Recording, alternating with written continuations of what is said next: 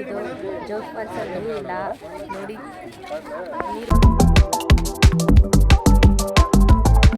College ಟ್ರಿಪ್ಪಿನ day 1 ಹೀಗಿತ್ತು. ನನ್ನ day start ಆಗಿದ್ದು 7 ಗಂಟೆಯಿಂದ. ಬಿಕಾಸ್ 5 ಗಂಟೆಗೆ ಬಂದು 5ರಿಂದ 6 ಗಂಟೆ ತನಕ ಮಲಗಿ 6ರಿಂದ 7 ಗಂಟೆ ತನಕ ರೆಡಿ ಆದವು.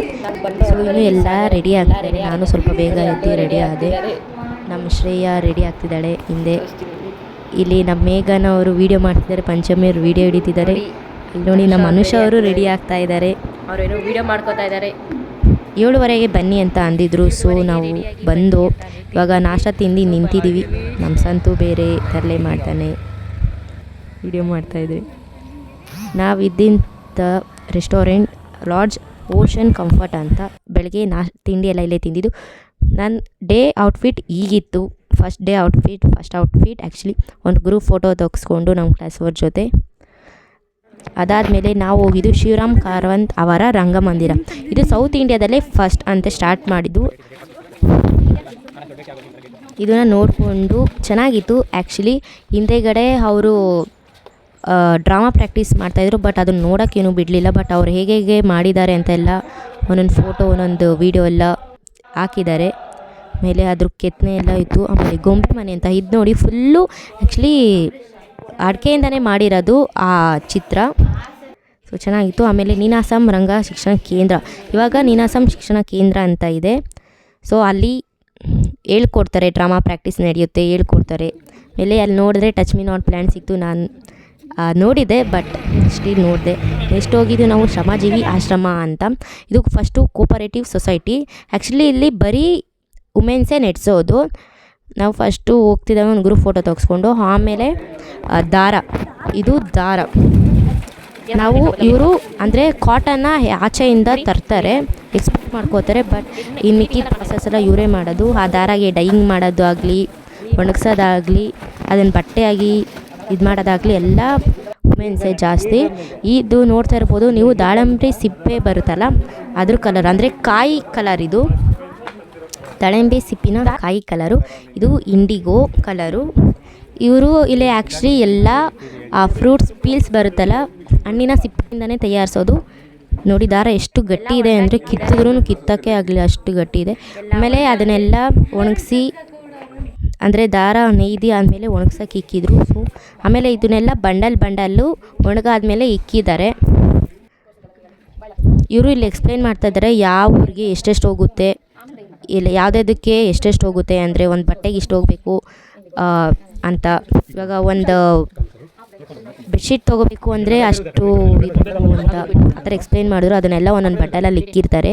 ಇವ್ರು ನೋಡಿ ಒಂದರಲ್ಲೇ 2 ಕಲರ್ ಮಾಡಿದ್ದಾರೆ. ಇದೆಲ್ಲ ಆ್ಯಕ್ಚುಲಿ ನ್ಯಾಚುರಲ್ ಕಲರ್ಸ್, ಇದು ಬಣ್ಣ ಬಿಟ್ಕೊಡಲ್ಲ. ಇವರು ಬೋರ್ಡ್ ಆಫ್ ಡೈರೆಕ್ಟರ್ ಅಂತ. ಎಷ್ಟು ಸಿಂಪಲ್ ಆಗಿದೆ ನೋಡಿ. ಆ ಶ್ರಮಜೀವಿ ಆಶ್ರಮದ ಬೋರ್ಡ್ ಆಫ್ ಡೈರೆಕ್ಟರ್ ಇವರು. ಇದು ಫಸ್ಟು ಒಂದು ಮೆಷಿನ್ ಆ್ಯಕ್ಚುಲಿ. ಇದರಲ್ಲಿ ಅಂದರೆ ದಾರ ಎಲ್ಲ ನೇಯ್ದು ಅದು ಬಟ್ಟೆಯಾಗಿ ಕನ್ವರ್ಟ್ ಆಗುತ್ತೆ. ಇದರಲ್ಲಿ 2600 ದಾರ ಇರಬೇಕು, ಆವಾಗಲೇ ಅದು ಬಟ್ಟೆ ಆಗೋದು. ಅದ್ರಲ್ಲಿ ಒಂದು ಏನಾದರೂ ಕಡಿಮೆ ಆದರೆ ನಿಂತು ಹೋಗ್ಬಿಡುತ್ತಂತೆ. So we have a natural colours few only. Okay, probably 4-5 colours ಮಾತ್ರ ಇರೋದು. ಆ ಕಲರ್ ಆದ ನಂತರ ಅದನ್ನು ಡ್ರೈ ಮಾಡಿ ತಿರ್ಗಾ ಅದನ್ನು ಇಲ್ಲಿ ತಗೊಂಡು ಬಂದು ಅಲ್ಲೊಂದು ಚರಕ ಇದೆ, ಹಿಂದೆ ನೋಡ್ಬೋದು. ಈ ಚರಕ ಇದೆ. Again, it's a burden.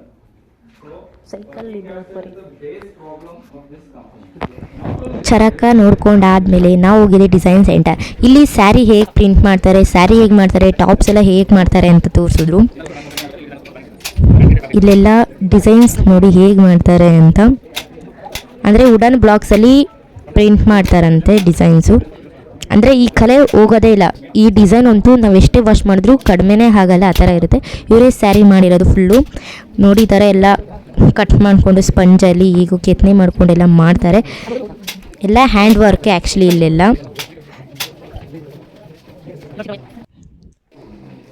ಇದು ಶೋಗೆ ಅಂತ ಇಕ್ಕಿರೋದು. ಆಮೇಲೆ ಇದೆಲ್ಲ ಸ್ಯಾರಿ ಅವರೇ ಮಾಡಿರೋದು. ನೀವು ಇವಾಗ ನೋಡ್ತಾ ಇರ್ಬೋದು, ಇವೆಲ್ಲ ಟಾಪ್ಸ್ಗಳು. ಇದನ್ನು ಆ್ಯಕ್ಚುಲಿ ಫಾರಿನವರು ಯೂಸ್ ಮಾಡೋದು ಜಾಸ್ತಿ ನೋಡಿದ್ದೀರಾ, ಬಿಕಾಸ್ ಇದು ಹೈ ಪ್ರೈಸ್ ಇರುತ್ತೆ. ಸೊ ನಮ್ಮ ಇಂಡಿಯನ್ಸ್ ಬೈ ಮಾಡಲ್ಲ. ಆಮೇಲೆ ನೆಕ್ಸ್ಟ್ ಕರ್ಕೊಂಡು ಹೋಗಿದೆ ವುಡನ್ ಬ್ಲಾಕ್ಗೆ. ಅಂದರೆ ಇಲ್ಲಿ ಒಂದೊಂದು ಬಾಕ್ಸಲ್ಲಿ ಇಷ್ಟಿಷ್ಟು ಅಂತ ಇಕ್ಕಿರ್ತಾರೆ. ಇದರಲ್ಲಿ 4000 ವುಡನ್ ಬ್ಲಾಕ್ಸ್ ಇದೆ. ಒಂದೊಂದರಲ್ಲಿ ಅದ್ರ ಸೈಜ್ ಪ್ರಕಾರ, ಅದ್ರ ಡಿಸೈನ್ ಪ್ರಕಾರ, ಅದ್ರ ನಂಬರ್ ಪ್ರಕಾರ ಇಕ್ಕಿದ್ದಾರೆ, ಈಸಿಲಿ ಐಡೆಂಟಿಫೈ ಮಾಡ್ಬೋದು ಅಂತ. ನೆಕ್ಸ್ಟ್ ನಮಗೆ ಪ್ರಸನ್ನ ಹೆಗ್ಗೋರ್ ಸರ್ನ ಮೀಟ್ ಮಾಡುವ ಚಾನ್ಸ್ ಸಿಕ್ತು, ಅಂದರೆ ಅವಕಾಶ ಸಿಕ್ತು. ಅವ್ರ ಜೊತೆ ಮಾತಾಡಿಕೊಂಡು ಫೋಟೋ ತೊಗೊಂಡು ಬಂದು ಆಮೇಲೆ ನೆಕ್ಸ್ಟ್ ಹೋಗಿದೆ ನಾವು ಚರಕ ಅಂಗಡಿಗೆ. ಇಲ್ಲಿ ಅವರು ಮಾಡಿರುವಂಥ ಎಲ್ಲ ಹ್ಯಾಂಡ್ಮೇಡ್ ಐಟಮ್ಸ್ನ ಮಾರ್ತಾರೆ. ನಾವು ನೋಡ್ದೋ, ಎಲ್ಲ ಚೆನ್ನಾಗಿತ್ತು ಆ್ಯಕ್ಚುಲಿ. ಬಟ್ ಸ್ವಲ್ಪ ಕಾಸ್ಟ್ಲಿ ಆಯಿತು, ಯಾಕೆಂದರೆ ಎಲ್ಲ ಅವರು ಕೈಯಿಂದನೇ ಮಾಡಿರೋದಲ್ಲ, ಕಾಸ್ಟ್ಲಿನೇ.